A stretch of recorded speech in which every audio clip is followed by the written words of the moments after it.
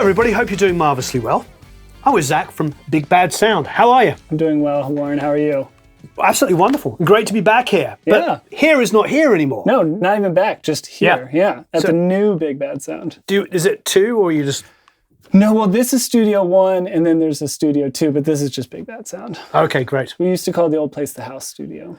Because it was obviously It was in the house, yeah. I did a quick tour, I have to say, before we started filming, and it's pretty amazing. I really appreciate that. Yeah. We put a lot of love in this place. It's been 3 years in the making, I think, since we got the place. And well, this room in particular, I thought you were going to tell me it already existed. no, but that was the goal. That's great. Build a veteran-looking studio so people could feel comfortable, like records get made here. And they have. Wonderful. Been. Yeah. So how long have you been open now? This room's been open for, this month will be 2 years. And then the second room? That room opened last August, but it was in a long-term lockout. So February was the first month where we got to put all our gear in there and take it over. It's like a big bad room. Big bad room. Yeah. Marvelous. And what have you been tracking here? Have you been, you've got an amazing live room, which we'll go and check out in a minute. Yeah. Honestly, I just went in there on my own and started listening, and it sounds fantastic. I really appreciate that. Yeah. That's the main thing is at the house, we did so much more tracking than we did mixing and stuff like that. Sure. Bands wanted to come in and do stuff where they couldn't do it in their apartments or couldn't do it at whatever, the practice space. So we wanted to make sure we had a room that had some volume. Sure. You could get drums, get loud things going, do strings, whatever, and have some decay, but not too much because we still wanted to be able to fit more rooms in the building and stuff. And you've got a much bigger control room now. Yeah. So you can get a full band in here hanging out and still be able to work. And a lot of people, the record gets made in here just as much as it does the live room. Like someone's on keyboards over here and basses and DI over there. They're plugged into the wall. It goes to like one of our amp rooms. And some people like to hear what's kind of like guitar players want to hear how the speakers sound specifically to make sure their tone is right. And it's important. Having some space is nice. And then people bring their friends and yeah, it's a party. What is the scene here? Because I remember being in Silver Lake and it was a bit of an underground rock thing a few years ago. Still super like that. A lot of bands I work with, it's like indie, kind of alternative, but a lot of just like down and dirty rock, kind of punk-esque type things. Great. And, you know, Epitaph is right there. We do a lot of work with them, and that's a lot of punk and things like that. Fantastic. And then just bands, like real guitars, real amps, loud drums. Great to hear it. Yeah. It's so much fun. And that's what I do. I mean, I'm in a band. I'm in like a heavy rock band for fun. And I got into this to record bands and make music, make my own music, and then people... you know, and you have a tape started machine. Trusting me, which we use. Lovely. Last year we did 3 like full albums and a bunch of different singles on the tape machine. People use it all the time. But that's a totally different thing because when we're on the tape machine, we're usually not also doing Pro Tools. Like we very much like take the screen like this. We take the screen off the console and we're really listening to the music and usually mix off the console and everything. Like really do it down and dirty, which is fun. That's amazing. Yeah. So talking of console, where'd you get this beauty from? So this is API Legacy. It's one of the first revisions that Paul Wolf would have probably built, actually. We got this from Firehouse 12 in Connecticut and shipped it across the country. And wow. Yeah. Did you buy it directly from the studio? We used a broker who connected us, but they just came from that studio. Yeah. And amazing. we have an awesome tech who keeps it alive. And who's your tech? His name's Bill Ravencraft. It's a really cool dude. He usually works out of Conway and just around town, but he's awesome. And fantastic. He's constantly making sure that she's in tip-top shape. 1 or 2 EQs out at the moment. Right. Hey, that's nothing for an old console. For 48 channels, pretty good. I worked on one of these over at Blackbird Studio D. Yeah. One of the legacies. They're really fantastic sounding consoles. Yeah. Super clean if you want. If I'm correct, I think some of the people from SSL helped design them, and then obviously API guys. So if you manage the headroom, they can be really clean and open. If you want to drive them, they get really punchy and aggressive and really cool. So wonderful. It's a rock console too. One, we couldn't afford a big Neve when we were thinking about things, but we wanted something that wasn't... It's kind of been cheap. I know. No, this wasn't cheap, but it was half the price of a Neve. But there's so many amazing studios with Neves in LA that people can go to and already go to. So we wanted something that was a little bit different, kind of signature. I very much work on the board. You know, I have some external mic pre's and stuff, but it's beautiful to have a drum kit completely broken out of the console. There's something about it. And I'm sure I'm wrong, but something about them all sharing the same electronics and being like, you know, very in phase because just whatever the speed light going through this is, and it just feels very tight. And Wonderful. then the EQs kind of puzzle piece together because I'm not afraid to EQ. Like one of my favorite things to do on toms is just like rip 300 down 12 and boost 75 like up 9 dB. Like just, and then the EQs like round off and saturate because boosting 9 dBs on a console is not like boosting 9 dB in the box. It's a different animal, and you can really push the board, and it's cool. It's just so cool. I used to have a 20-channel API, and what I loved about it is you could just be hot all the way through it. Every stage it just gets better. There's and like better. a new trim here, and there's like another op amp on everything, and it's great. This console rock. Like even these little filters here, they have an input transformer, an output transformer, and a 2520. So you just put them in a tom. Just like after I boost a bunch of 75, I just roll it off at like 30 just to tighten it up. Creates a new sound. How are those patchable?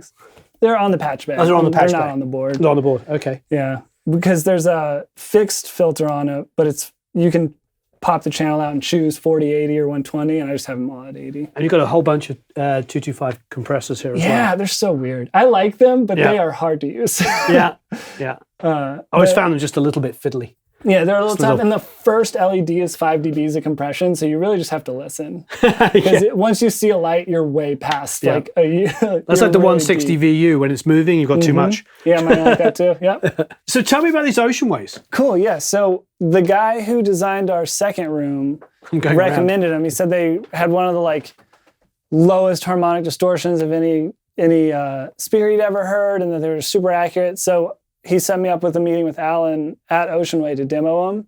Wow. And Alan Sides is, one of the most particular ears I think there are. And we just went through everything. I was just so blown away. And I thought they sounded so good. And they come with these like subs down there. I was about to say they have the subs as well, yeah? So we just needed something, because we had those Focals, which I love, and they're actually in the second room, but they didn't fill up the room quite as much as I needed. It's a lot bigger room than the one you had before, yes. Yeah, the other room was like a third this. So I just needed something with a little bit more power and something that I could really be impressive. Yeah. And I loved them. They're actually super accurate too. So I didn't even have NS10s for the first year. I was about to say you gave in and got NS10s. I gave in because we do so much commercial work, that I had to have something familiar to outside people. Right. But when we were tuning the room, when we were like setting up the speakers, tuning the room with the designer, I was like, all right, so what's a good set of speakers to pair with it? And he very calmly said, I'm going to tell you a story. A man with one watch always knows what time it is, but a man with two watches is never sure. And I just stood there. He's like, you don't get a second pair of speakers, just learn your speakers. So I spent a year learning them and mixing on them, and then got these because not a lot of people have the Ocean Ways, and it was just a familiar thing. But now I use both, so I never know what time it is. But my mixes sound good, so it's fine. I love that. Yeah, that's a great line. Let's have a quick look at the tape machine, since we mentioned it a minute ago. Where'd you get this from?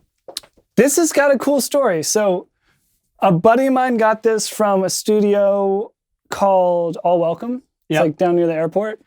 And they went to a 4-track. I think they just had like a smaller console and they didn't need a 24-track. And he got it for like $1,000. So like stupid cheap. He had nowhere to put it. So we had it at the old studio for 6 months, and I was doing like my own band on it, and I did a couple records on it. He got really jealous. So he was like, I want the console back, or the tape machine back. Yeah. And we were like, please no, like we'll give you double what you paid for it, because that's still a steal for these things. And he was like, I don't want it.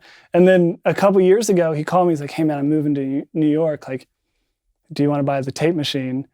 And I was like, yeah, but I know what you paid for it. So I ended up getting it really cheap. I mean, still gave him some money because I knew he was moving and he put some work into it. But it works awesome. We use it a lot. It looks like an amazing condition. Yeah, super and it's cool. Still the MKII, so it's pre-Sony. I think this actually is Sony, and he popped off the Sony labels. Oh, okay. But regardless, because it looks, I wouldn't say brand new, but it looks amazing condition. Whoever had it took good care of it. The remote works. All the buttons work. Yeah, it's an awesome machine. It's so cool. Congratulations, that's fantastic. Yeah, super fun.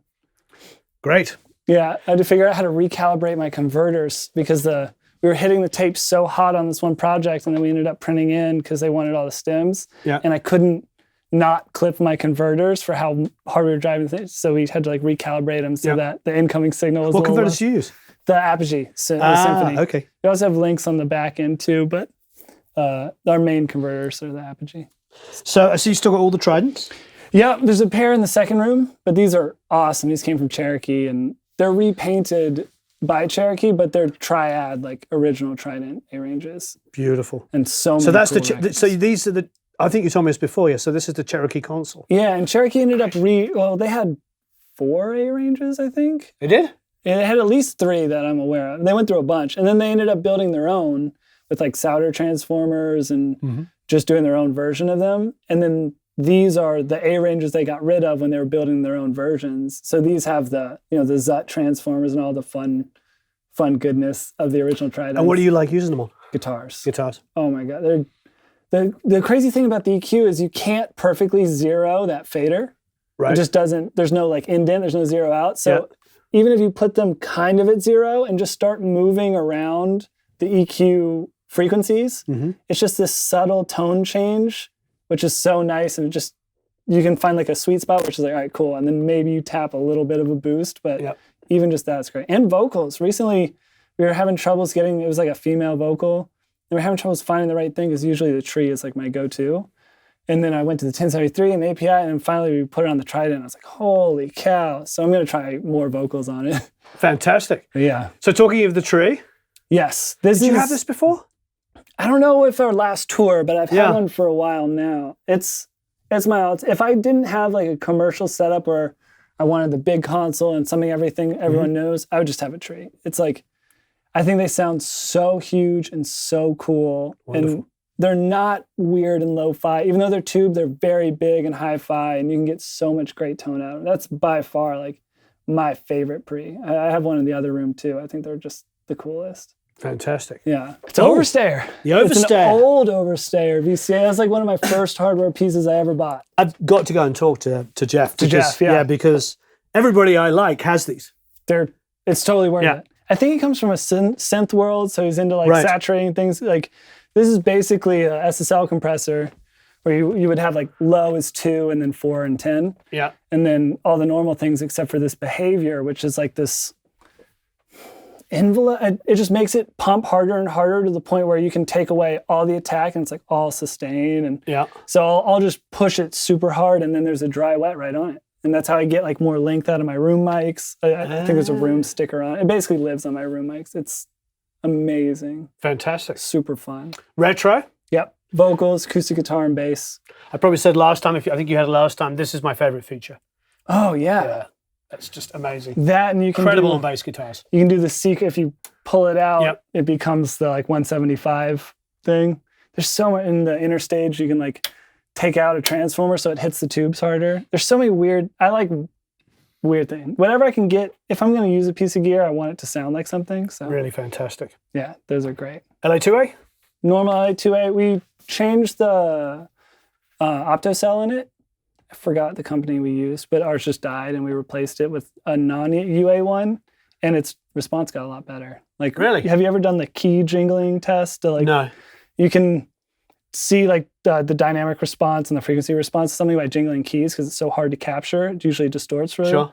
And it's just really clean and clear. And my tech called me. He's like, you won't believe the way it sounds. I think it sounds probably the same-ish, but apparently it performs better. But it performs better, right. It sounds great to me. Wonderful. Yeah. Yeah, the whole idea of it is basically it's a light bulb. Right. I know, isn't that crazy? I mean, that's a massive oversimplification, but I remember somebody explaining it to me once, a tech.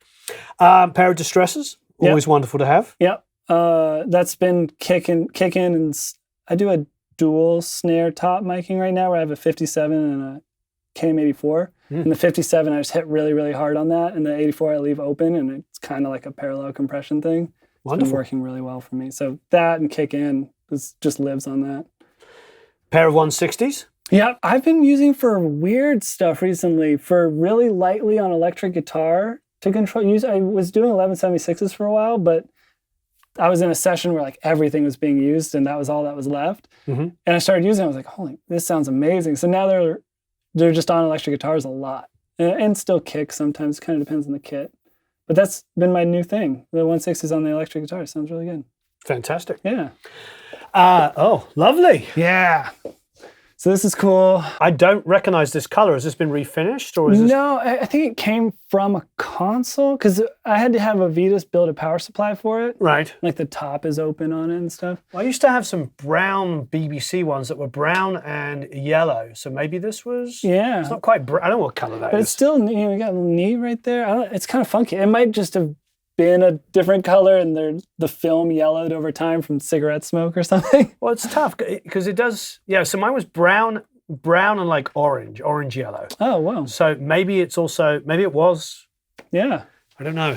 But any BBC guys out there that can tell us? I know.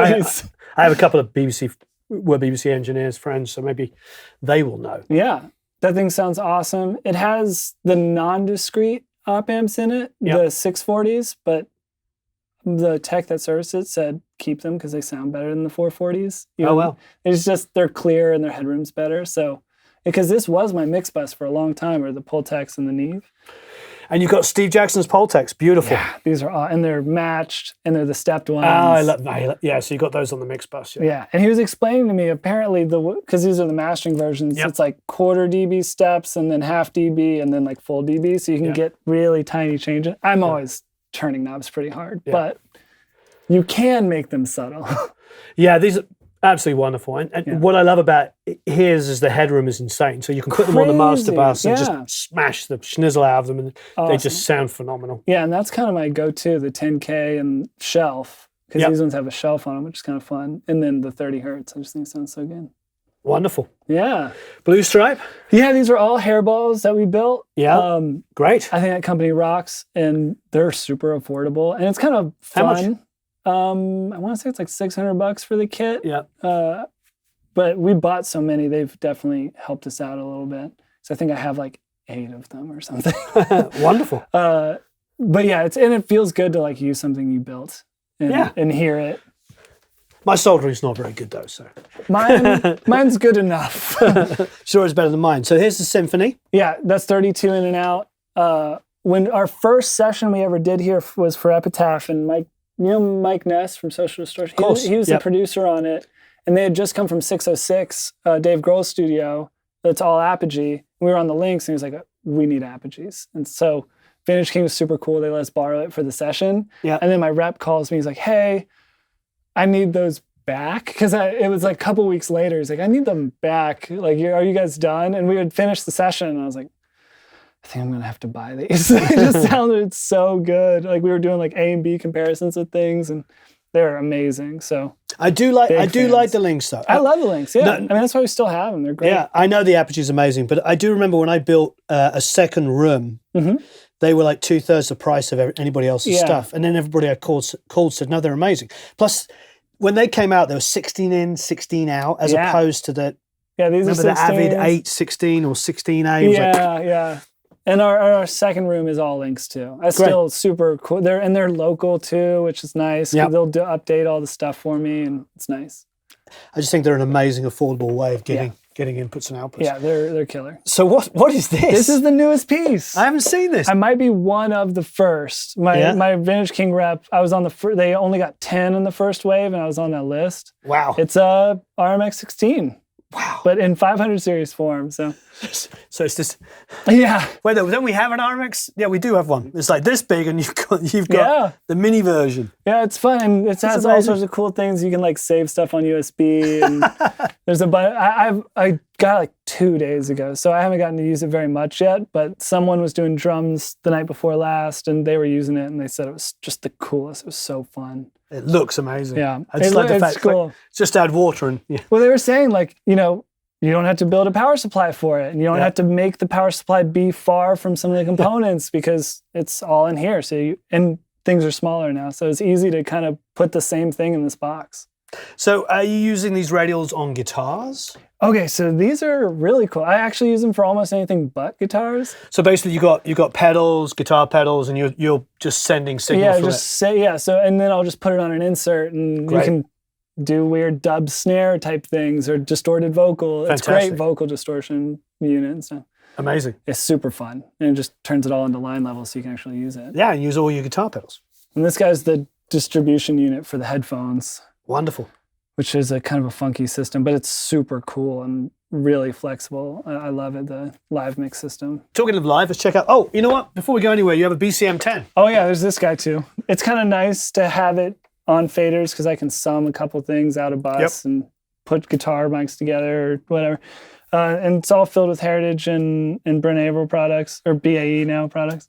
And they're awesome. I mean, it's funny though, not because it doesn't sound good or anything, but I've just been doing so much on the board recently. Well, you got 48 channels. So. I know. Yeah. And they're all right there, and they're normaled from the live room. So if you just plug a mic in, it shows up on the console.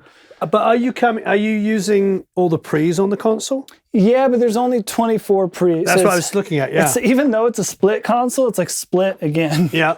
But we're talking, Acme Audio, they have a studio called Rust Belt in Detroit, and they just bought the rights to Helios. Oh, wow. But Acme's those incredible Motown DIs. They make all the Motown stuff, yeah. Those sound so good. It's like you just plug into that, you don't need anything else. And they just bought Helios, and because he has the same console, they're making this 200 series format pre for Helios. Oh. And I saw him at NAMM, and he was like, hey, would you want some? So I was like, tell me when, yes. So I'm going to probably put a bunch of those in there and get that flavor. I used to have about 20 of these in a rack because they made them in like a 19-inch rack format. Yeah. And they were great. Yeah, they're great. They're, I think, very close to the 312 compared. I think the 512 is still great too, but you look at the card and there's like a lot of stuff on it. There's like nothing on that. It's like a transformer, op-amp, transformer, like a couple little pieces. It's just super open. Great. Not very much to it. And I think that's what makes it sound good. Amazing. Yeah. Let's check out the live room. Let's go. We were at Home Depot trying to figure out what to do with 30 mic stands and realized that the things you can hang garden tools from, you can hang mic stands, so they're just like spring loaded. Because all of these with the tripods out on the floor is a large portion of the room. That's pretty amazing. Figured out this nice space-saving system, and I'm obsessed with it. Are you going to patent it? I think someone already owns it. But maybe we can make a mic version specifically. Yeah. We got like guitar stands and stuff. It's been pretty nice. And it opened up a ton of the room for us, too. It's a pretty smart idea. Yeah. I appreciate that. Yeah, I love it. Good job. Management of space is like one of the most important things. The live room. Oh, it's fantastic. It's a really cool room. You can kind of hear it in your voice, but there's in a good way, this low, mid, weight to this room. And it's so cool on Was drums. This the piano you had before? This is the piano I had at the house. Okay, great. It's very unique sounding, kind of mid-rangey. Yeah, nice. But it's the piano I had when I took piano lessons as a kid. It was a gift. My parents shipped it out to me one year, for my birthday or something. And we've just been using it in the studio. It's hit or miss. Where were you from originally again? South Carolina. Both Jack and I are from Charleston, South Carolina. Charleston, that was it. Which is a really cool city. Yeah, it's a fantastic city. But not a lot of music there. So not enough music there. When we were trying to build this room, we took inspiration from Sunset. Studio B at Henson. And just a couple kind of classic rooms like that. We wanted to keep the wood and warm colors like these reds. And great. And yeah, I think it turned out really, really cool. It sounds really good. We just built this platform for the drums, and it's on isolated floated risers and stuff. Yep. So it's really helped the low end and tighten up the kit. And it's just been a little, I don't know, it just sounds a little better. Marvelous. And there's a pair of Flea C12s? These are the Fleas, which I think are just as good. I have the Flea 47 and a Real 48 too, and they sound both good but very different. I think the Flea 12s are C12s. I just think they're so phenomenal sounding. Fantastic. And because their clips are kind of a pain in the butt, we just leave them. They exist here. Because this is 99% of their use is drum overheads or piano. Piano, yeah. Did you build these, or did you manage to find these? I think we found them through Reverb. A guy was getting rid of them. You're lucky. I know. These are cool because they fit in together. You can stack them and use them. That's a really good idea. And they're great because a lot of times people want to build a vocal booth in here and instead of be in the vocal booth. So it's kind of nice. I understand. We'll build a little. Oh, this is great. Yeah, they're super cool. And we got them for very the guy was like, I think his wife really wanted them out of wherever they were. So he was very willing to work with us. That's fantastic. I'm an amps guy. Good. I grew up a guitar player. I don't have anything against profilers, but I have like an attitude I like to bring about using real amps. You can use amps in here without getting in trouble. So yeah, absolutely. we like to have them. This Fantastic. thing, classic 71 JMP. Beautiful. One of the better sounding ones too. I was really good friends with someone who used to manage the vintage room at the Hollywood Guitar Center named Leroy, who doesn't work there anymore. Right. But he called me because he knew I was looking for a JMP, and he was like, I found your JMP. And I went and played it. I was like, I have to get it. Was it expensive? No, I mean, they're all overpriced now, but it was under $2,000. It really wasn't that bad. That's amazing. Yeah. The Matamp? Yep, I have 2 of them. Big fan. So this one is really weird. It's not based, from my knowledge, it's not like an orange like a lot of Matamps are. Yeah. You can switch between Class A and Class AB. And then when you're in Class A or Class AB, you can choose how many output tubes you're using. Yeah. And then it has like all these weird buttons, like 212 to 412, which is just an EQ curve. And it has gain and overdrive and middle, and then like a 10 dB boost on the middle. It has all these cool things on it. So you can really get weird tones out of it. It's super cool. It's fantastic. Yeah. And so this was built for, what does it say? Built for? Boogie with Stu. Boogie with Stu. Yeah, I don't know. I got it off Reverb. I had this, Sun, the company. Yep. So I had a Sun amp that was too loud. I found it at a flea market, and it was so loud I had to sell it, and I basically just traded it with this guy. I always think of John Entwistle. Yep. Yeah. And Jimi Hendrix too. He played it later in his career. Oh, he did? I didn't know that. Matchless, this is a buddy of mine. Actually, both these are my friends. Yeah, I used to have a Matchless Combo. Great. It's good, but it doesn't drive like the way I wanted to. Pedals pretty cool. They do take pedals. Yeah. I used to use a DS1 on the front end just to get it to. Nice. If you want an amp that drives, it's this Matamp. This is basically like an orange on steroids. And I got this custom. It's got the studio logo on it. And it shows the layout. At the time, it was one of the first ones of this series built, too. It was right when they were dealing with the first scare of the Brexit stuff. Yeah. So the pound had gone way down. Yep. And so it made it cheaper for me. And it was kind of nice. I saved a bunch of money on it. Like 1 for 1 for a change, Yeah, exactly. How old's this? Is this? They're both newer. This is like a special edition one. It has like an upgraded speaker in it. Yeah, I didn't recognize it. And then this is also a newer reissue. Yeah. But it's nice to have a relatively low wattage, clean Fender amp around. I mean, you can't beat it. Deluxe. Yeah. Like, I think one of the most used session amps ever. Yeah. Another popular one is the Silvertone, the Twin 12, the 1484. It's the Jack White thing. Distort's really cool. If you just need like a different type of sound, it's a great amp. You can use just the reverb because the tube, like the power for the reverb is strong enough, so you can get these really weird surfy tones. Oh, fantastic. Super fun, really cool. A pig nose. Pig nose. A white one. I don't think I've seen a white one. This thing is old. Yeah. Probably one of my first amps as a guitar player. This has gone through many moves. And I don't know if it's on, I don't know if the batteries are alive. Yeah. Because I used to go Yeah.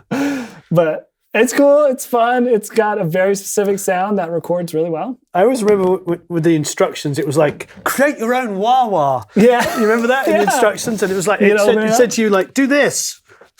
Yeah. That's fun to send stuff through, too. Like with those, the radials. Get your buddy to do that while you're playing. Yeah. Just some sort of Beatles thing. Yeah, it's pretty hilarious. We got the Twin and the Mini Twin. They sound very different. This one's crazy. What, you mean the Mini Twin doesn't sound like that? Not exactly, a little smaller.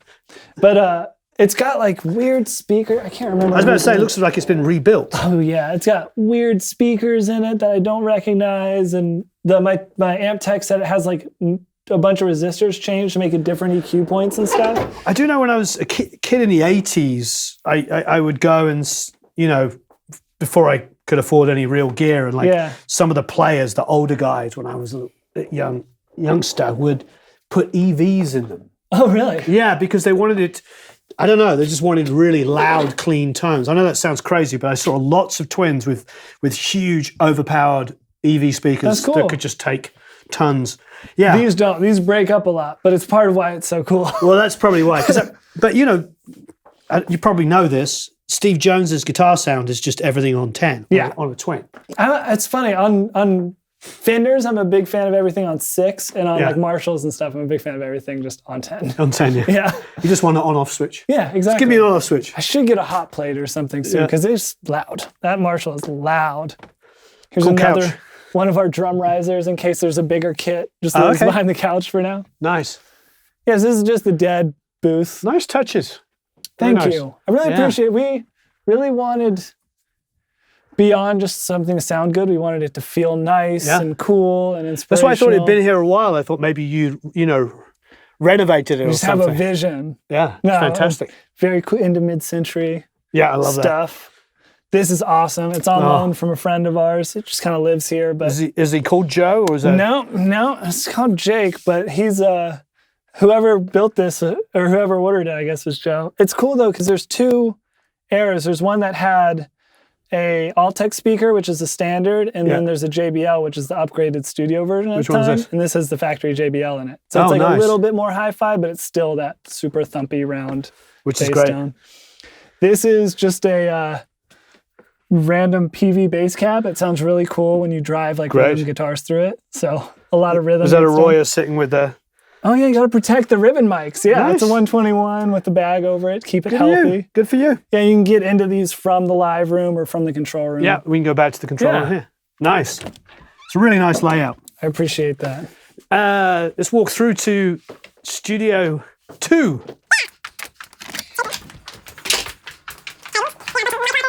Nice work on the kitchen. Thank you.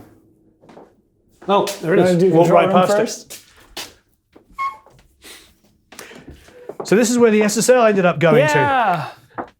This SSL, I think, is what, at least gear-wise, made us. When we switched from the TOF, which is an awesome console, to the SSL, people started taking us really seriously, and that's when we started making like real records. Great. And I can't part with it. It just sounds so good. It stayed off for 2 years while we were dealing with construction of this, and I turned it on and everything works. Nothing scratching. For like a day, but now nothing scratchy anymore. Like wonderful. These things are built like tanks. It's awesome. Super clean, super cool. It's so clean that I'll actually go, if I'm using like a more character-y pre, I'll still go line in here because it normals straight into Pro Tools, and I can just have all my faders in front of me, and I'll use the EQ or be able to like decide, or those aren't the answers, do you stay mixing on the API? Do you come in here and mix? Well, this room only opened to our use a month ago. So I'm used to mixing in there, but I'm excited to start getting into stuff in here. I mean, that room's really fun, but it's a lot for just mixing. So it's nice to have something kind of vibey and cool. And, we have like the living room set up in the back, and people can, because I do almost exclusively attended mixes, which everyone thinks I'm crazy. Well, but yes and no. I am. Yes and no. But I don't like putting a bunch of work into it, and then the client, because of their... give you a litany of corrections, and you're thinking, well, if you'd been there, you could have told me. Yeah. Yeah, I understand. Yeah, they like want a bunch of reverb, and I didn't do that. It went really dry or something. Sure. So it's nice when they're there. I'll usually tell them, like, come in like a few hours. So let me get like a clean palette and clean up the mix, and then you tell me what you want on it, and we'll make it happen. I like that too. That makes perfect sense. And you've got some nice TG2. TG2s. It says TGU. They're awesome. There's a friend's letting us borrow those for the time being. He just isn't really using them, but they're so cool. And I mean, I guess the closest thing is they're kind of Neve-like, but they're not. They're their totally own thing.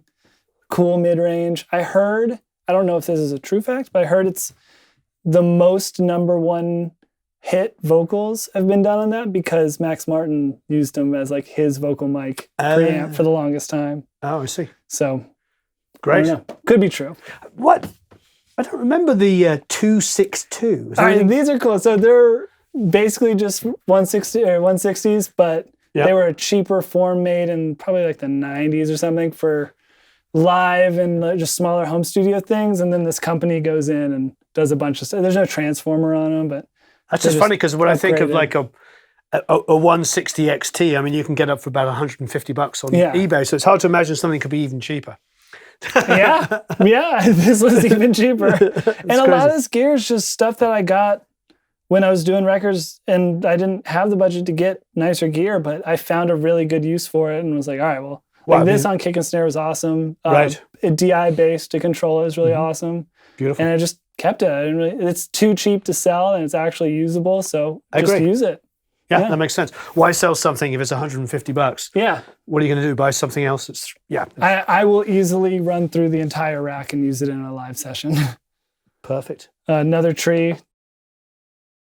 Yep. More A-ranges. So this is also from Cherokee, but a different room in Cherokee, and that's why they're different. They're faced different. Where did you get them from?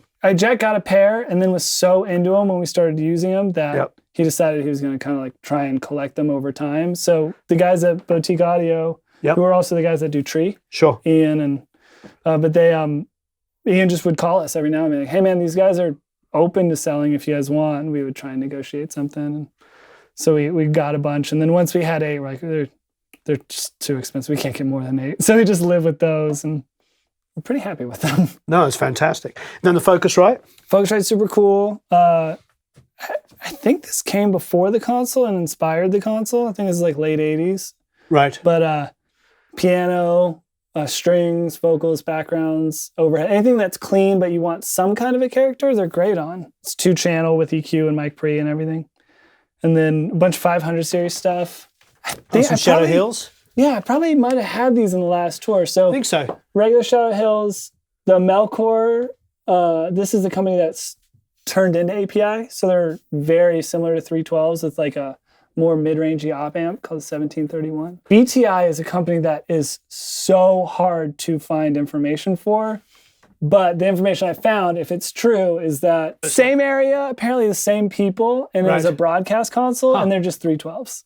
Oh, just 70s API pre's, but they have a different op amp on them that I think has a lot more low end, so they're really cool on bass and kick. Wonderful. And they're awesome. Greg Worth turned me onto those. And fantastic. Really, really cool of them. And then more distressors? More distressors. 160 XTs. Yep. Summits. These are great. Yeah. Even though they're tiny, they actually sound really, really good. And they have like a fast, medium, slow for attack and release. So you can kind of play with them a little bit more than a LA2A. And Anthony DeMaria Labs. Yep. Yep. The ADL, he just recently-ish rebuilt it because it was a very early one apparently. I just got it used somewhere. And it was, everything kind of lived its life with it. So he just kind of rebuilt a bunch of stuff in it, replaced everything. So now it's like pristine. It sounds amazing. And a couple more of the Hairball. More of the Hairballs. The warm Pultecs, which are also very cool. I think they're pretty similar. I think their low end sounds really good. I think their high end you have to be more careful with, but there's a sweet spot for. But the pretty tight low end, which is fun, super punchy. This guy, a friend of ours who uses the studio a lot, brought over some gear. I haven't used it yet, but apparently has like a variable phase thing to it. So if you're just like not quite 180 degrees, you can play somebody with it. was telling me about those, and I asked them about them and said they hadn't made them in a few years, but somebody was recommended I get one of those. Yeah, I'm curious. I the Mico, I haven't tried it yet, but it sounds really cool. And this thing I got because I watched a Andrew Shep's video, and he said, buy these and put them on your toms, and they're like $100. So I got it, and now I put it on my toms. They're really good. Dave Jordan did the same thing. Yeah. Yeah. In the 90s, he would use them on the toms. He also had one of, he also had this Focusrite mic pre that was silver that had the craziest saturation on it. Okay. I've got to find out what that is. I'm going to look it up because I borrowed it for a couple of years and then he took it back. And then I was like, why did I should have bought it from him. Yeah. Because I know that feeling. It had that crazy saturation that just like you're like, oh, I want to take my clean guitar and distort it in a different way. And it's probably one of those things that they're not particularly expensive. And they weren't expensive. Yeah. You just find the right reason to use it, and then it stays in the rack. Yep, totally. I like that. Let's go check out the live room. Yeah. I love the design. Who did you say designed this room? Stephen Klein designed it. Wonderful. And he is awesome. I can't say enough good things about that guy. I mean, he's a legend out here. Yeah. I don't know if he's, for people not from Los Angeles, or, he's legendary. Yeah. Some of the best rooms I've ever been in have been designed by him. Yeah, he did kind of 606. No, but it was worth it because he was here. Like literally Jack and Steven and a couple workers and I built it. Yeah, that's amazing. We really made sure everything was great on it. And this room sounds, it's like bright, but there's no standing waves in it. So it has this really cool liveness to the size, which is really fun.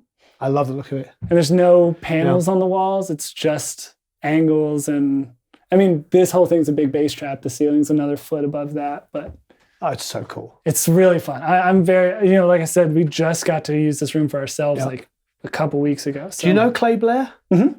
Yeah. So he's got a similar vibe too with all the tiles and everything. Yeah. And then because we went so clean and white, we did like a really colorful. Oh, wow. Yeah. Booth in here. It's just pretty darn dead in here. Yeah, really dead. Yeah. And the ceiling's like pitched and the bass traps are in the ceiling again. So it's fun. The guy who had leased I'd like to work in it. Did the Wi-Fi work? Just get my laptop in. Right? Relax, do some emails. You can plug in the Christmas lights and they light up if you don't want the, oh yeah. I don't have my phone on me, but all the lights are the Philips Hue. Have you guys played with those? So you can make them any color you want. Oh, wow. You can, all the lights in the studios are. So you can totally vibe Great out for the parties. Studios. Yeah. And just like, if the musicians are getting kind of tired, you want to get them excited about something. So, really good. So you were talking about this in the other room, but I actually don't know the live mix. Is this a new? Patched in. Is this a new thing, or has this just escaped me? I think it's relatively new. I think it's really big in like a worship, like mega church stuff, and like live performers. Great. And it's moving into studio, but it's all over Ethernet.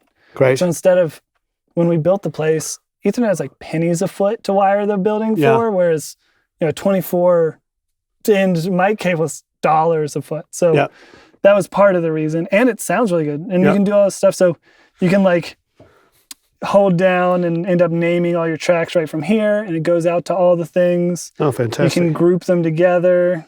You could mess with other band members. Yeah, well, you can pull. Suddenly your drums are now called you can pots and pans. People do that and they'll like rename each other like stupid names and stuff. But you can group tracks together. So like these are grouped so that when you move them. And then great. You can like mirror a different remotes mix if I have one in each control room. So if the client's like, I can't hear anything or they're singing weird or something, I'll like listen to what they're listening to and I can just fix it from where I am and shoot it to their remote. And give them a good mix. That's a really good And there's idea. like a USB, so if you're, or I think the USB's on the back, but if you're an outside person that comes here and works here often, you can like have a template set up and just load it up every time you come in. So it's really convenient. Which is also good for a bit of a fail-safe. Yeah. Because do you know, how many times have you done a session where the singer comes in and goes, this is a different mix, and you know you haven't changed there's the no thing. chance. There's no chance you've changed anything. But, but now they can come in and plug in the USB stick and go, oh, that sounds the same. Exactly. I told you it's the same mix. Yeah, and it's cool. There's two sides. So there's actually two remotes. And then each side has two headphones. So you can put 4 people around one box. So if you're doing gang vocals, you don't have to like pull out a bunch of headphone mixers That's really and nice. splitters. Yeah. And it's small and yeah, they're awesome. The people who helped us with the build out recommended them. And then we met with one of the reps and he was really nice. And so we went for it. It's actually one of the more affordable options too. Live Mix by Digital Audio Labs. Yeah. And both rooms are in it. And we have this big like Ethernet patch bay in the machine room. So we can like cross patch room stuff. There's a panel in here. So if we want to use this room with Studio One, we can have these headphones also going to Studio One. Fantastic. Yeah, it's really cool. It's fun. That's really cool. Our Flea. Your Flea 47. Beautiful. Great mic. So speaking of mics. You want to check out mics? I want to check out mics. Ooh, I want you to see this no, you've got something else to quick. show me. What is the Milkman sound? You should hear it. Oh, yeah.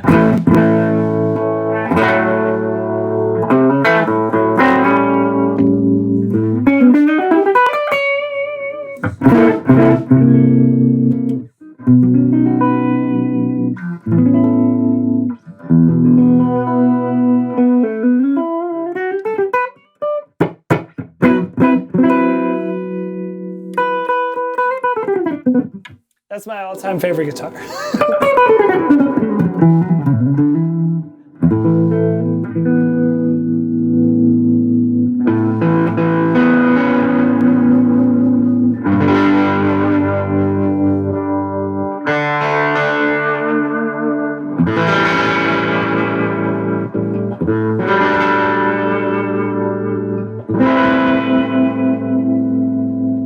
middle pickup. Yeah, the middle is top and middle out of phase, so it has this kind of honky, super cool.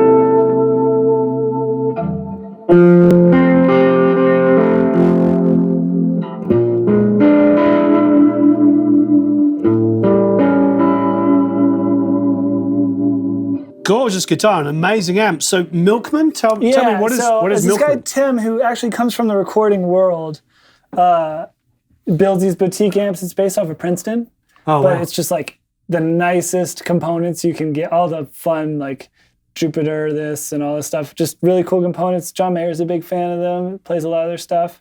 It's just a high-end boutique version of a Princeton. It's got a power soak built in, so you can go from 5 watts to 1 and really crank it for the bedroom and stuff. It just sounds great. It sounds great. It also just looks really cool. Yeah. It's the kind of amp that I want in my front room. Yeah, this usually lives in my house. And then I just bring it in when people ask for it. I love it when something sounds great but also looks great. Yeah, same. Well, I think what we should talk about is the floor. Oh, yeah. The vinyl floor, and then, of course, all the pegboard here. So it's got a very sort of, we were talking about earlier, like a Sound City kind of feel about it. Yeah, they were a big aesthetic influence, Motown-y, just the classic like studio vibe. Pegboard was really hard to find, actually. Which is hilarious because, as we were talking about earlier, studios use pegboard because it was cheap and easy to find. Right. And now it's difficult. Now it's difficult, and it's not asbestos anymore. These are like wood fibers now, so it's not cancerous. So you're not going to die. Yeah. But we had to buy so many because when Jack and I did this ourselves, and we went through a lot of tiles, cutting them wrong, or them like gluing them up and then they slid. So we ended up shooting nails into it. I can see. It was not easy. It took us a long time, but I think it looks really good. And it sounds good. I like the end result a lot. Amazing. Yeah, it's way brighter than if this was all Owens Corning, you know? Yep. Wonderful. Yeah. So what you said you wanted to show me something else? Microphones.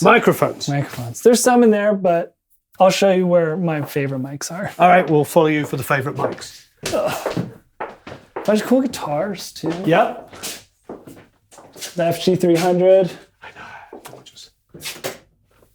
Secret weapon.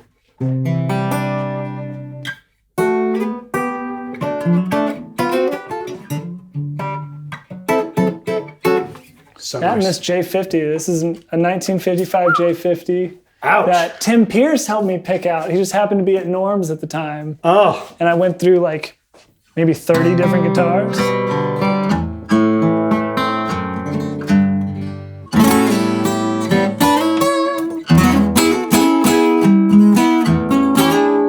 Yeah, it's got so much low end for It records really nice though.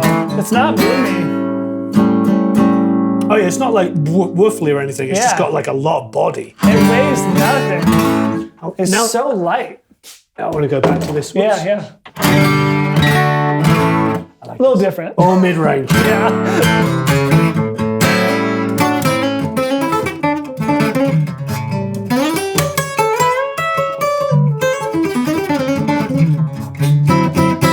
That's beautiful as well. Yeah. Wow. I love that. Love the adjustable bridge on an acoustic. I think that's just the funkiest. Get your intonation right. Yeah, fantastic. Nice. And these are just such an amazing recording guitars, the FG300s. Oh, yeah. What a work of art. I know, they're so fun. Yep.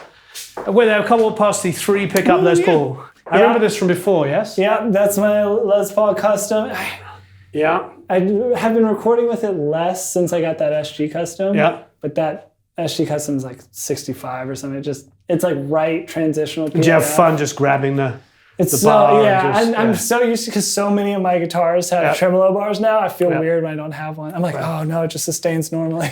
And what I love about having a tremolo bar on a Gibson is it makes me think about every chord voicing I'm using, because I can go clang rather than just playing some boring block chord. It's really fun.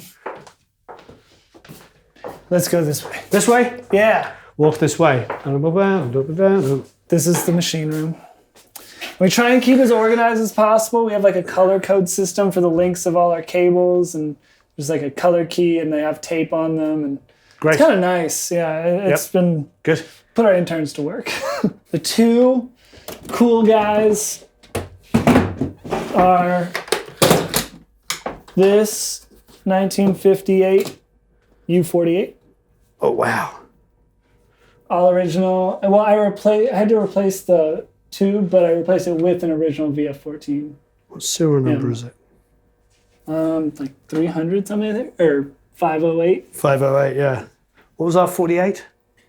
I don't remember the serial. 3 something, yeah. Because they only made 750. Right? Yeah. It's great. It's an M7 capsule, super awesome. Toby Foster's our mic tech, that little sticker on the back.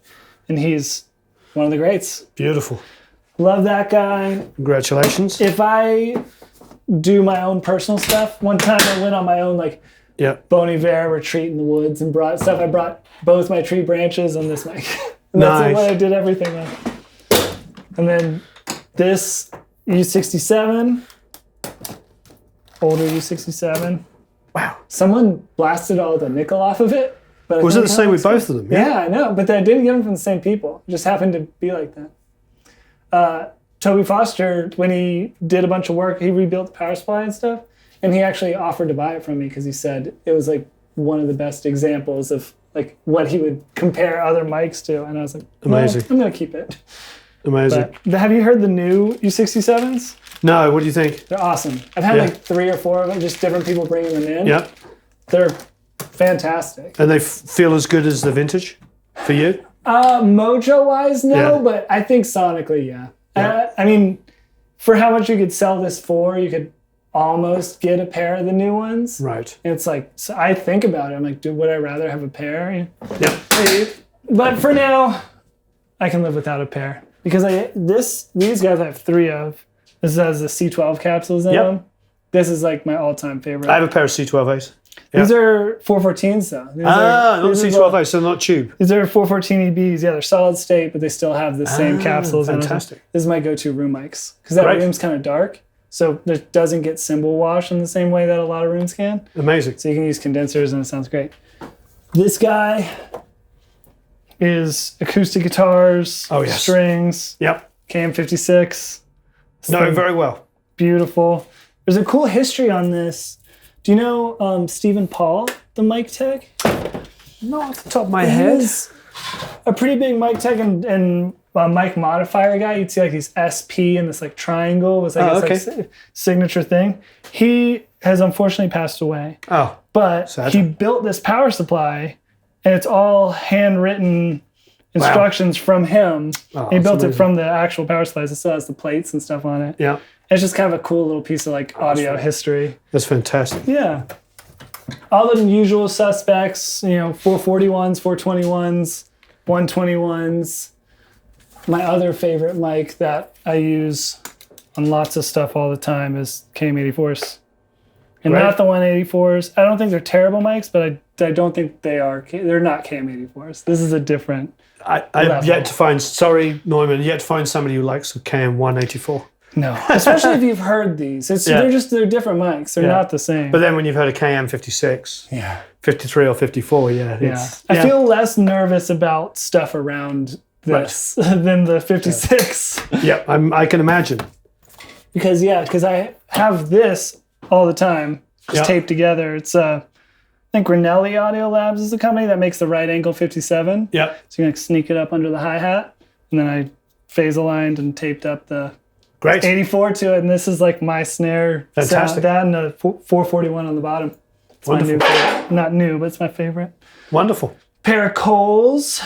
Oh, great. What are you using the Coles on? So we recently did this big drum test, and we recorded it. Hopefully we'll put it out at some point. Yep. Of just going through all these different miking techniques for drums in our room specifically. Yep. And this was my mono room, and then like a little bit back in front of the kit. Yep. And they got switched out for the 44s. But now piano, if you can get far enough away, a good room on an amp, it can be pretty. These things can get blown out so much easier than like a 44. Right. So I tried to put it on kick because I'll put 44s. Sorry, but I will put my 44s in front of kick drums with a pop filter. Even with a pop filter, this thing makes a crazy sound. Yeah, it goes up plop, plop, plop. There's no chance. I had that happen as well. I mean, I think the first time it ever happened to me, I couldn't figure out what was going on. For like 5 minutes. I'm like, where's that sound coming from? And then, Yeah, but they're great. I mean, a lot of people come here and use them on overheads. I'm just really big on condenser overheads right now, but they probably would live on my overheads or the 44s. These guys are great too. I've used them on overheads in really super bright rooms. Yeah, I think that's what it means. I think my room's kind of dark, which is why I don't like it as much. And my overheads is a lot of my cymbal sound. And if I don't have the articulation out of it, I have to rely on the rooms. Sure. And then it just creates like a smeared thing that I don't like as much. So, but yeah, these guys, 44 CEs. Beautiful. Same as a regular 44. They just didn't paint them as fancy, so it's a little cheaper, but the mechanics are the same. Yeah. Awesome. Vocals, guitars, kick drums. I have one. Overhead. It's wonderful. Yeah, they're the best. Yeah, really, really fantastic, Mike. And I love Wes. He's a character. Oh, yeah. Yeah, I know. Isn't he crazy? He's a cool guy, though. Very cool. This thing's awesome. It's like mint condition. I don't know if they even ever really used it. Still has a badge on the front. Wow. They almost never do anymore. D19. Wow. Piano, vocals, snare drum, guitar amp. It's the best 57 you've ever heard kind of thing, you know. the Beatles, you know, Abbey Road. Gorgeous. In the original box and everything. Original box, got the little desk stand for it. It's fun. Yep. That's amazing. And the box is like still blue. You'd think a box like this would be like yellow or green by now, but stayed in a dark windowless room. It's all in German. Yeah. I love it. It's amazing. Yeah. You got this guy's really cool. I don't know if you've got to play with this yet. It's Soyuz. I love the company, yeah. Yeah, the guys are super cool. And then they let me play with this. It's like a cloud lifter. Oh, right. But it has a very like specific sound instead of being transparent. It's like an aggressive like transformer kind of thing. It's awesome. Great. Sometimes it's like it's almost too hot sometimes. What are you using it on? All the podcast stuff we've been doing, it's my vocal goes through it because I like it. SM7 with it. But my favorite thing, I just did this guy Juan Benigno's record. Yeah. And we did it all live, built a little vocal booth in the live room because we had a trumpet player in the booth. Yeah. And I used an SM7 going into this, and then but it didn't really need it. Yeah. But purposefully using it to drive the input stage of the tubes on the tree to like really overdrive the whole, just like you would use like a boost pedal on a guitar. That's amazing. And push the harmonics of the tree, and it was like, it's like my new favorite. It sounds so cool and so rich and aggressive. So now, if the vocal's right, I'll do that a lot. Amazing. Yeah, it's really fun. I think they told me about it, and I haven't yet tried it. So it's worth it. It's cool. We've got to. Zach, thank you ever so much. Warren, thanks for coming back. Wonderful being here. I must say, this room is bigger than your old control room, and this is your second control room. By far, yeah. Yeah. Yeah. I mean, like I said before, so much happens in the control room now. I think it's really important to have space. Definitely. It's nice. It's comfortable.